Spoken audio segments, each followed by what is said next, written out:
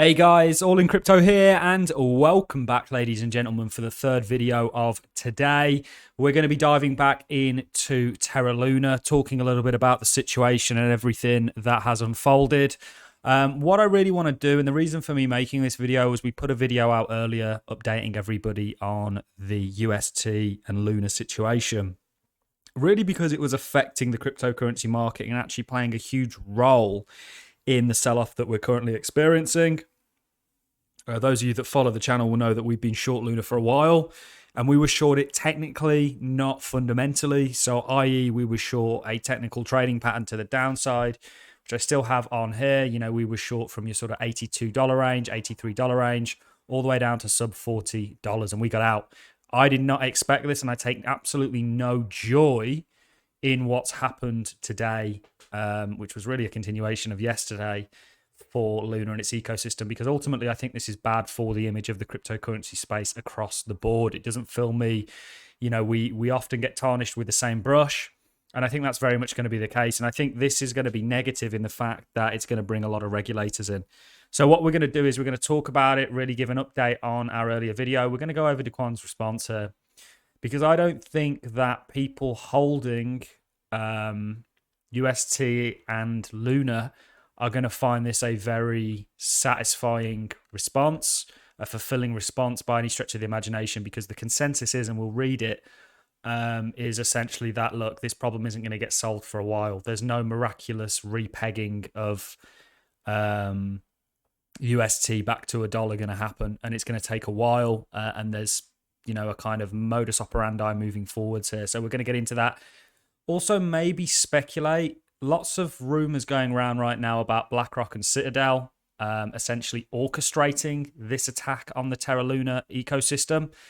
Now, I can't say that with any confidence or a conviction, but it's certainly something that's been thrown around. You guys will know, certainly if you follow me daily, that we have spoke about how BlackRock is now involved with USDC. They're the main custodial for it. So they may have maybe an alternative motive, but this is all hearsay and isn't, you know, this isn't factual at the moment because it's not being verified, but this is certainly the consensus. So we'll talk about that as well. Let's take a look at where Terra is currently. You know, what a fall from grace. It's currently sat at $2. It went sub $1 at one point, actually. Very tempting to buy, but I think that this, you know, could come back down to these zones over the coming days, potentially. We'll see how the overall cryptocurrency market fares. If you guys don't watch me daily, go and watch some of my previous videos. You know, we've been speaking for a while now about where Bitcoin was in the long-term regression bands, all the signals that we had at play, and how we were likely looking for more downside in a similar manner to how we interacted with this sort of midway point in 2018 and prior to that 2014. So let's get into this, guys. This is Dear Terra Community. This is from Daquan on Twitter. I understand the last 72 hours have been extremely tough on all of you. Know that I am resolved to work with every one of you to weather this crisis, and we will build our way out of this together.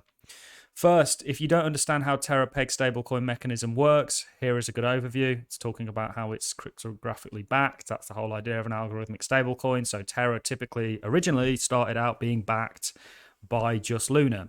You gave $1 worth of Luna, you got a UST. And it was collateralized by Luna. They then added things like AVAX, I think was their last purchase, and Bitcoin. And this is where all the problems have started. And this is potentially how manipulation could have been at play.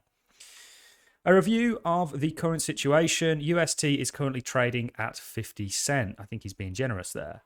In fact, we can actually show you, although it may not have it updated on here. It's currently trading at 60 cents. I mean, that's horrific, guys. And stable coins are such a crucial part of the crypto ecosystem.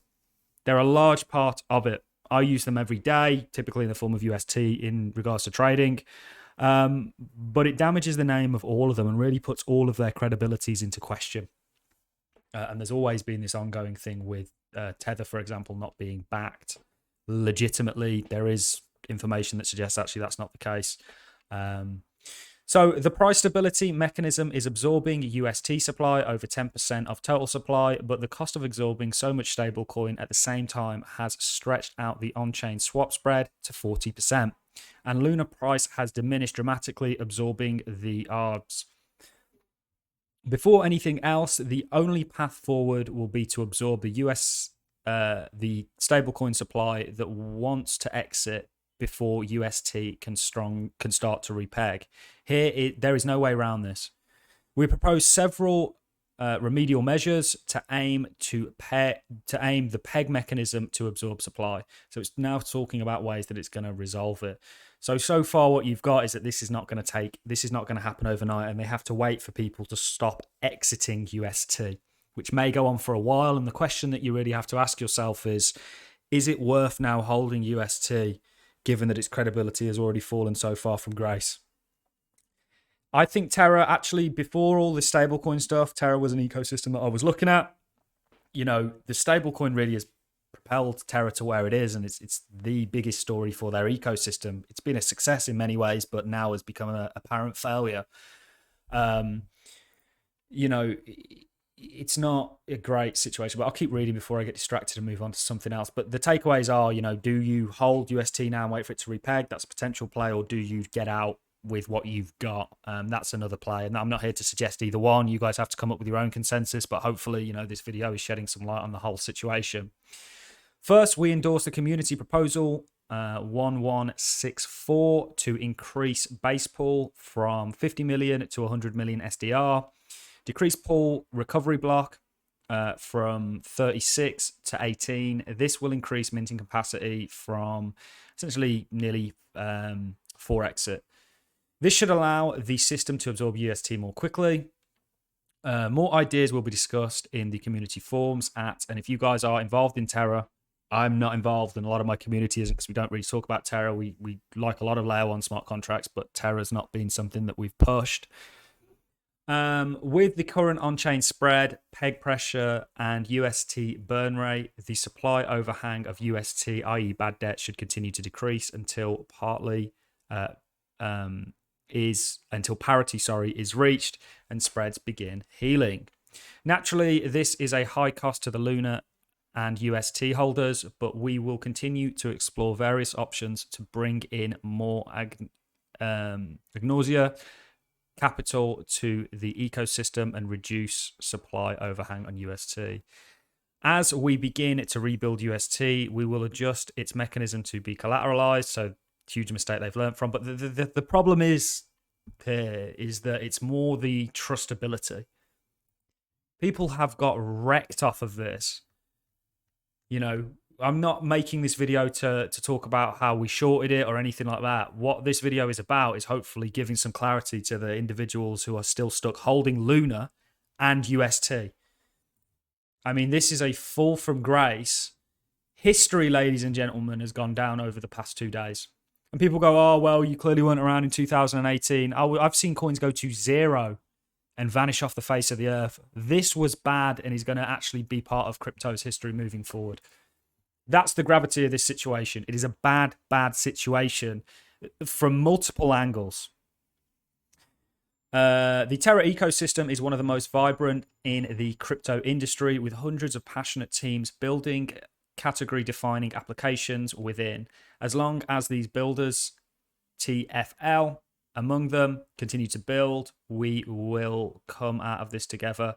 And it's talking about the other side. So if I was a Terra holder and a UST holder, I would not have found that to much resolve other than the fact that they're working on fixing it. That's really all you have. And there's a lot of speculation right now that this may have been an orchestrated thing. A bit of me, and I'm not saying it is, I don't know, guys, is the truth. But it makes a lot of sense that it could potentially be. And certainly if the likes of BlackRock were involved, I know they're involved in USDC, not USDT, I think I previously said, you know, they're the main custodials, then that may make sense. But this was actually a tweet from Charles Hoskinson. So here's the word on the street on Luna. And it talks about BlackRock and Citadel borrowing 100k Bitcoin from Gemini. And then basically, you know, tricking Daquan essentially into taking a deal when they knew they were going to crash it and actually target Anchor Protocol, which is, you know, they were offering 20% yields. You know, I know, and I've actually used Anchor Protocol myself. Just not somewhere I've put large amounts of money simply because, you know, 20% yield on stable coins is only legitimate until it isn't. And, you know, when you also look at these players here who have a vested interest in the potential maintaining of the current fiat systems that we have in play, well, they can't have an alternative system like Anchor Protocol offering people 20% on their money. It doesn't work like that. And we also know that the US, and I'm getting kind of tinfoil hat here, which I'm not at the moment, which I'm not meaning to do. The US also banned things like Celsius. So there's a lot going on. And the truth is, we're not going to know the full picture until things have settled. We've got an idea of what might have happened. We also know, and it's become largely apparent now, and even by the Quan's own recognition here, talking about updating the mechanism so that we will adjust its mechanism to be collateralized, that this experiment just didn't work. And it was always an experiment. And this is the thing people don't realize about crypto. There's so much room for things to go wrong. It's why you have to do your due diligence. Don't just take what I've said as gospel. You go and figure it out and you know, use this information to push you in the direction of coming to your own conclusion on things. This is just a, you know, entertainment channel that's here to essentially educate people on the cryptocurrency market. So that is really all I have for you guys. This, again, reason for me making this video is just really to bring home the gravity of the situation. And, you know, one thing that I got from my earlier video was there's a lot of Terra Luna holders out there. I mean, this is where we were out, guys, at this head and shoulders pattern, which is where I cut things. But, you know, the video is, again, really about just making sure that people kind of have some sort of an understanding of what's going on, because this is not just a painful day for Luna holders. It's a painful day for people sat on the sidelines or all across the cryptocurrency market. It really is. Nobody wants to see this to this degree. It's, I don't want to call it BitConnect because it's not. You know, Terra, I know this, is a layer 1 blockchain that is usable, and there are some unique trade-offs that it has. But at the same time, it's very much, I think for many people, does feel like a complete rug. But the future will hold the answers, I guess. So that is really all I have for you guys. If you've enjoyed this content, like is always appreciated. So is a comment. And I look forward to seeing each and every one of you in the next YouTube video. Thank you very much for watching, ladies and gents.